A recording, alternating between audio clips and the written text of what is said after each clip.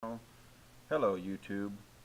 I started my channel a few months ago with a video about AronRa and his stance on feminism. I had one more issue to bring up concerning Aaron before I leave him alone. AronRa is an atheist activist. He is also an advocate for the theory of biological evolution being scientific fact. He is an activist for teaching biological evolution in schools as opposed to creationism. Now, all of this is great, and I have no problem with this. What I do have a problem with is Aaron calling himself an anti-theist. He claims he is an anti-theist and has said religion is the worst thing man has ever come up with. AronRa is not an anti-theist, he is an anti-Christian atheist. All of his activism opposing religion in an anti-theist manner is directed at Christianity. He has very little, if anything, to say against Islam as an anti-theist. As an anti-theist, it is essential to stand against the most harmful factions of religion. This includes the forced religion of Sharia or Islamic law, the violent terrorism committed by extremists, and human rights violations that Islam brings. Aaron is very active in his atheism, biological evolution, and anti-Christian activism. He is very well traveled, attending rallies, conferences, debates, both formal and street corner. He gives speeches and lectures as a member of several atheist groups. He travels all around the world in his activism. So when the Ark theme park opened up in Kentucky, wild horses couldn't keep Aaron away from attending the protest, letting everyone know how absurd it is to present the Ark story as fact. Yet when a nationally televised anti-religious event took place just minutes from AronRa's Garland, Texas home, he was nowhere to be found, not attending and not even mentioning the event. So what's the reason for Aaron's absence for the event? It's pretty obvious. It was an anti-Islam event. That's right, folks. It was the Draw Muhammad contest in Garland, Texas. An event that gave the middle finger to Islamic violent terrorism. And we all know what happened, folks. 2 Islamic religious terrorists associated with ISIS opened fire on police officers, heavily armed with 1,500 rounds of ammunition and automatic weapons. They were there to slaughter as many people as they could. But Aaron couldn't be bothered with a possible religious bloodbath just minutes from his doorstep. He was preoccupied with the fact that they were opening a fantasy theme park 1,000 miles away, and the theme was biblical, so he had to do something about that. The apathy towards the harm caused by Islamic religion is typical of the far-left atheist, and you see this a lot in atheist activism. Are terrified of criticizing Islam. And, okay. Here we go again. I'm going to make this call short, by the way. Yeah. I don't feel like it's going to be constructive to have this conversation again. No, but I mean, have you heard about abortion clinic bombings and killings of doctors and bombings of gay bars and the Olympic Park? And none of those happened because there was some Muslim that got pissed off. I think the handful of people killed by Christian extremists every decade or so does not equate to the thousands or hundreds of thousands of people that die every year as a result of Islamic extremism. Right. I disagree with your statistics, and I'm bored of this conversation. Yeah. And here's an example of Aaron's apathy. I have to jump in here for just a moment because I have to confess, because I'm a Westerner, and like probably most of our listeners, I'm not very familiar with Islam at all. Okay, I have a question in a panel of questions here. I have somebody asking about something that I can't even pronounce. It's called taqiyya. This is going to have to be like a special ed class because I don't know any of the terms that you're talking about. You're going to have to be very, very ginger with me. Hold me by the hand. Khilafah is start with caliphate. What is a...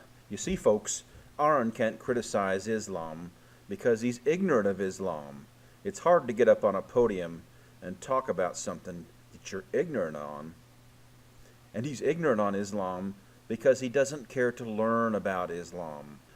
You also see the far-left atheist show hateful, spiteful vitriol towards Christians, while all the time being much more kind and empathetic towards Muslim.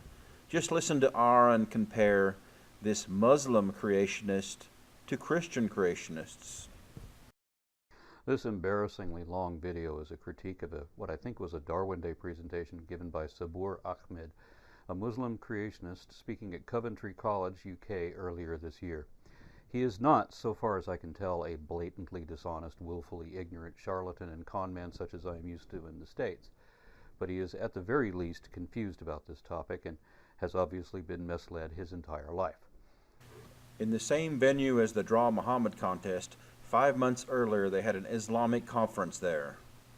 Now keep in mind this was only 10 days after the Islamic terrorist attack in France at the headquarters of Charlie Hebdo, where 12 people were slaughtered. So a large crowd formed outside the Islamic conference, protesting the harm that Islam causes and standing in solidarity to the Charlie Hebdo victims. In a recent Pathos blog, Aaron brings up the protest to the Islamic conference. In the blog, he talks about attending a Muslim conference to debate evolution. And the blog reads like this. It says, quote, "I'm happy to have this debate inside a Muslim convention. I won't be preaching to the choir this time. That's important to me. There are other countries where I would prefer to do this. But if we were going to do this in the U.S., I'm especially glad that it will be in Texas.